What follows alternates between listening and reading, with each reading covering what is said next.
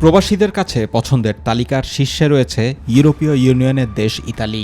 সম্প্রতি শ্রমবাজারের ঘাটতি পূরণে আইনি অভিবাসনের সুযোগ তৈরি করেছে দেশটি। 2026 থেকে 2028 পর্যন্ত ইউরোপীয় ইউনিয়নের বাইরের দেশগুলো থেকে অন্তত 5 লাখ নতুন কর্মী নেবে দেশটি।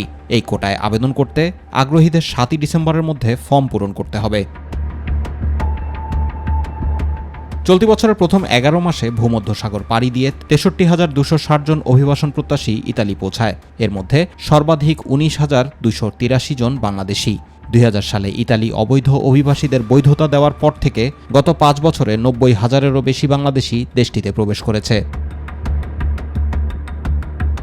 ভূমধ্যসাগরের পাশাপাশি অনেক বাংলাদেশি রোমানিয়া ও আলবেনিয়া হয়ে সড়কপথে ইতালিতে আসেন। স্পন্সর ভিসার মাধ্যমে আসার ক্ষেত্রে দালালদের কারণে বহু মানুষ অবৈধ হয়ে পড়েছেন। ইমিগ্রেশন বিশেষজ্ঞরা বলছেন, ইতালিতে বর্তমানে 1.5 লাখেরও বেশি বাংলাদেশি অবৈধভাবে অবস্থান করছেন।